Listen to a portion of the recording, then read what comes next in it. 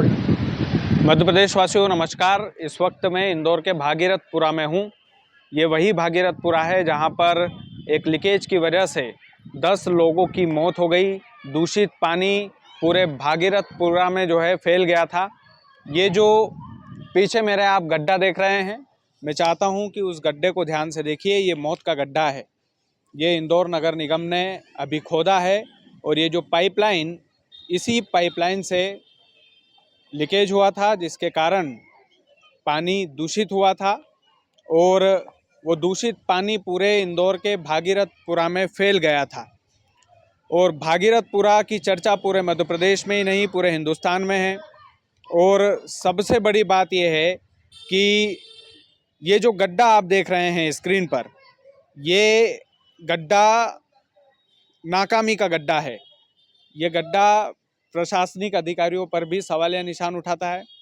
ये जो लीकेज हुआ था और पूरे इंदौर के भागीरथपुरा जो चर्चा में आया है मध्य प्रदेश के अंदर, वो वाकई में प्रशासनिक अधिकारियों पर ही नहीं, सरकार पर भी सवाल उठाता है। ये जो जितनी भी मौतें हुई है, सबको 2-2 लाख रुपए बांट दिए गए। लाशों का सौदा सरकार ने कर लिया। उसके बाद में कल नेताओं की उल्टी सीधी बयानबाजी देखने को मिली। आप देखेंगे तो मंत्री कैलाश विजयवर्गीय का वो घंटा वाला बयान पूरे प्रदेश भर में वायरल है। सवाल एक ही है कि एक ही पार्टी के लोग जिनको इंदौर ने इतनी मोहब्बत दी, हमेशा से भारतीय जनता पार्टी को बड़ी तादाद में यहाँ पर चुना गया, उस भारतीय जनता पार्टी ने दिया सौगात में तो क्या दिया, ये गड्ढा दिया। और सबसे स्वच्छ शहर माना जाता है इंदौर, माना क्या जाता है पूरे इंडिया में सबसे स्वच्छ शहर है भी है। लेकिन क्या ये बाहरी सुंदरता जिसका सर्वे करके टीम चली जाती है, और इस बाहरी सुंदरता के बलबूते पर इंदौर को हमेशा नंबर 1 का खिताब मिल जाता है। ये जो नीचे गंदगी है, जैसे वो गड्ढा हमने दिखाया, उन गड्ढों की हालत दिखा रही है कि ये जो जहरीला पानी पूरे भागीरथपुरा ने पिया है, ये जो जहरीले पानी से जो लगातार लोग बीमार हो रहे हैं, उसका जिम्मेदार कौन है? उसकी जिम्मेदारी कौन लेगा? क्या इंदौर के पुष्यमित्र भार्गव जिम्मेदारी लेते हुए इस्तीफा दे सकते हैं?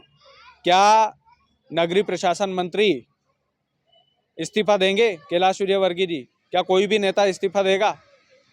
सबसे बड़ा सवाल यही है कि ऐसे कई सारे गड्ढे होंगे इंदौर में जिनको नगर निगम पकड़ नहीं सकता है, क्योंकि इंदौर का जो ड्रेनेज सिस्टम है, इंदौर का जो आंतरिक जल वाला जो फैलाव है, आप आधे घंटे की बारिश में इंदौर भर जाएगा पूरा। हम सभी जानते हैं, आधे घंटे बारिश होगी और जो बाइक से चलते हैं, जो स्कूटी से चलते हैं, उनको कितनी परेशानी होती है।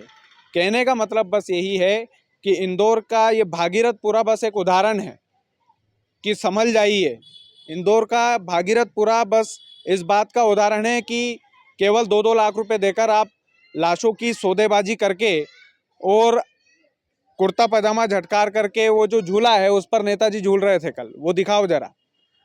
उस पर नेताजी झूल रहे थे, आज बच्चे झूल रहे हैं, लेकिन नेताजी वहीं पर झूले का आनंद ले रहे थे। और ये मौत का गड्ढा यहाँ पर खोदा गया था और कल ही यहाँ पर लीकेज मिला है।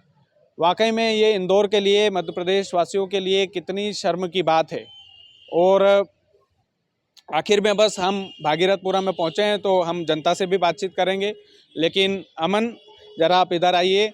मैं आखिर में आप लोगों से बस एक ही निवेदन करना चाहता हूँ कि पल्ला मत झाड़िए, जिम्मेदारियों से पल्ला मत झाड़िए। जिम्मेदार लोगों से जब सवाल किए जाते हैं तो घंटा दिखा करके निकल जाते हैं। जिम्मेदार लोगों से जब सवाल पूछे जाते हैं जिम्मेदार पत्रकारों के द्वारा, तो उन्हीं को खरी खोटी सुनाते हैं जिम्मेदार लोग। ये कहाँ तक चलेगा सर? और ये केवल एक गड्ढा उदाहरण है, जिन्होंने कई लोगों को, इस एक गड्ढे ने कई लोगों को अस्पताल पहुंचा दिया।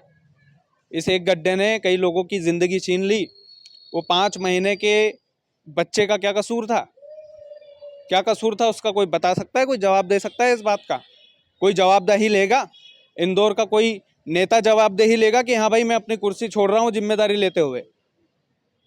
इतनी जिम्मेदार क्या इंदौर के नेता लोग नहीं हो सकते? इंदौर के जो पुष्यमित्र भार्गव है, उनको अभी तक इस्तीफा दे देना चाहिए था, और वाकई में दे देना चाहिए था। लेकिन बैठे हुए हैं बेशर्मों की तरह। बाकी हम भागीरथपुरा में घूमेंगे आज दिन भर, लोगों से बातचीत भी करेंगे। इस वीडियो को जनता तक पहुंचाइएगा। बहुत बहुत धन्यवाद।